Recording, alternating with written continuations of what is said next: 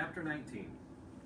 Anna followed Jose over belts, around cartons and boxes, under a looping ramp, and up onto the lumpy heap of luggage they'd spotted from across the room. Here, Jose crouched behind two stacked suitcases and pulled a guitar case from the pile. Quietly, click, click, he flipped up the two metal latches that held it shut. This'll sound good on the concrete. Anna scanned the pile of bags. What else would be loud enough to steal Snake Arm's attention away from Sinan? Help me pull these out. She tugged on the handle of a golf bag that had to be packed full of clubs. It weighed a ton. Zipper tooth by zipper tooth, so it wouldn't make noise. Anna undid the top of the bag.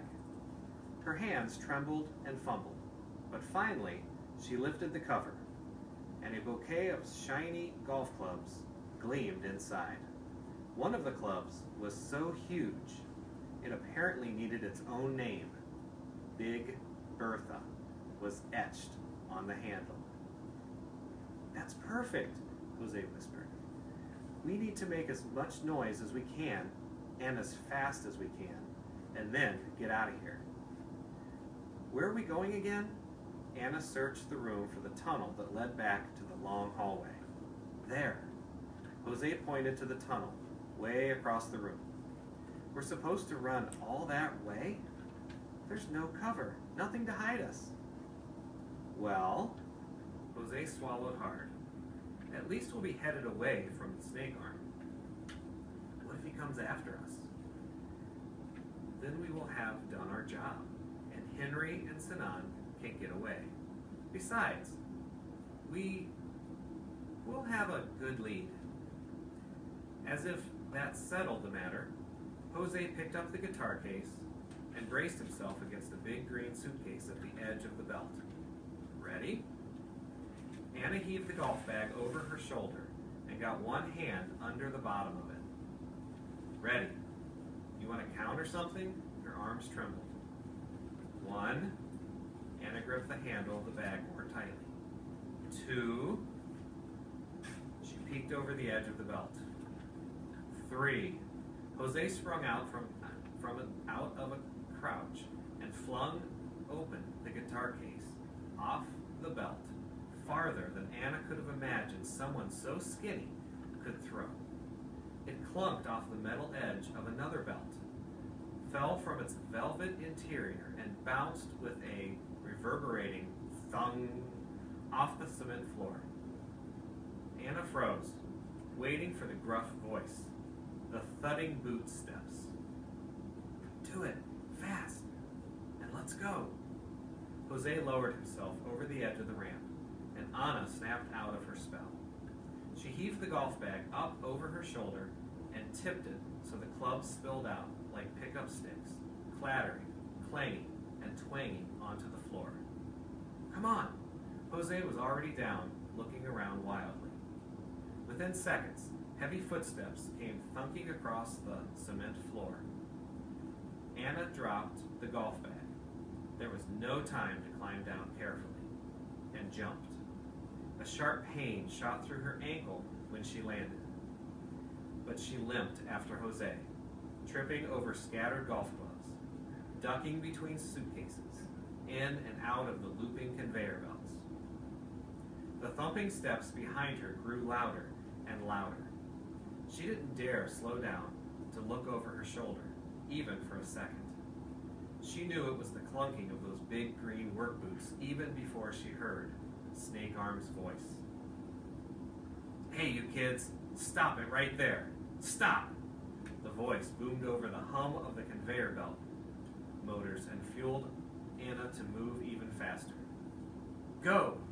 She caught up to Jose and shoved him on, toward the belt that led through the tunnel in the far wall.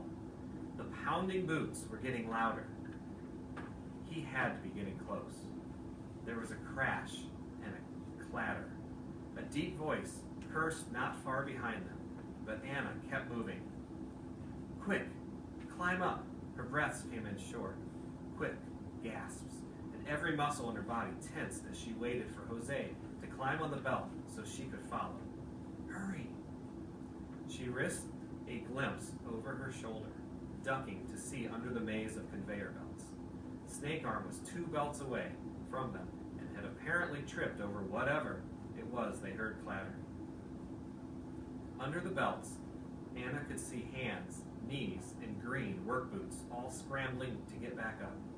Hurry, he's coming! She gave Jose a shove up onto the belt and started to pull herself up, but a big paisley suitcase came merging in from another path and pushed her right off the edge of the ramp. The footsteps came closer. Anna, come on! Jose was crouched backward on the belt, facing her, but riding away toward the tunnel. His eyes widened. Hurry! Anna flung herself onto the belt, shoved aside a car seat coming toward her. Why was more luggage showing up all of a sudden? And scrambled over the bulging paisley suitcase. Jose knelt next to her and unzipped it. What are you doing? Looking for something we can use to defend ourselves. Well, it's not like you're going to find a baseball bat or something in there. Let's go. Hold on. Jose tossed out 2 dress shirts, a few loose brown socks, and a pair of red, white, and blue striped boxer shorts that Anna might have stopped to laugh at if they hadn't been in so much trouble. He's coming, and he's 3 times our size, Jose. Just go. No, we need to stop him, or we'll never get away. Anna looked back. Snake Arm was struggling to pull himself onto the belt after them. Stop him? With what, Jose? A fancy pair of underpants? Stop him with what? This. Jose pushed a suitcase toward Anna. Lining the bottom of the bag was a virtual beauty salon. Big, glugging, economy-sized bottles of Gotta Be Hot shampoo and conditioner. 3 cans of Glamour Hold hairspray, styling mousse, 2 combs, 3 brushes, a blow dryer, and a big tub of powder, perfect face powder. What? Are we supposed to beautify him to death? Anna heard a grunt and looked behind her. The big lug had hoisted himself halfway onto the ramp and was kicking his legs behind him, wiggling up the rest of the way. We need to go. Anna pushed Jose toward the tunnel, but he pushed back. Quick! He popped the lids off the 2 cans of hairspray and shoved them into Anna's hands. Take these. He tucked the powder under his arm and frantically started unscrewing the top of the biggest shampoo bottle as he climbed back over the suitcase. Come on. Snake Arm was up on the ramp, crawling on his hands and knees toward them. Stop right there, he said. I know you think I'm some big baggage handler, but we know who you are. Anna's voice was the only brave part of her. The hairspray cans trembled in her hands. I doubt that very much, Snake Arm growled, teetering to his feet. He looked even more enormous up here. Anna felt as if she were facing down a mountain. But you need to come back here with me, or you're going to be in trouble with people a lot tougher than I am. He was just 6 feet away from Jose now. Anna was next in line. How could they possibly be in any more trouble? She couldn't imagine. Okay, Jose said, his voice shaking. We're coming. Back. On that word, he yanked the face powder from under his arm. The lid went flying, and Jose flung the whole tub of powder at Snake Arm. A huge cloud of white exploded in his face, and he doubled over, coughing. Jose squeezed the bottle of shampoo for all he was worth, emptying every drop onto the belt between them and Snake Arm. He took a step back and pushed Anna forward. Get him! She imagined the twin hairspray cans were guns or lightsabers, something more powerful than her hairspray, anyway. Held both arms in front of her and pulled the triggers.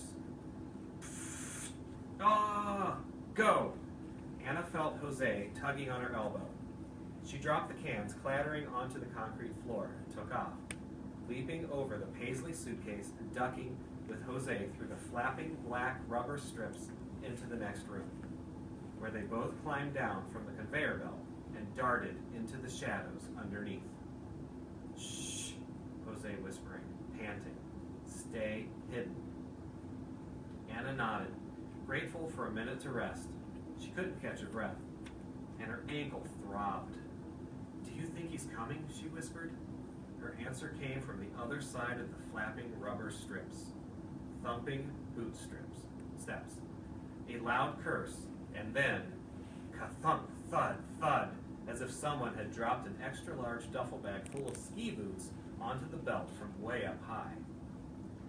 Or as if an extra-large man had slipped in shampoo and tumbled off a conveyor belt to the floor. Finally, there was a low, grumbling moan. Sounds like he's been beautified, Jose said quietly. Let's go back to gate B16 and make sure Henry and Sinan made it out.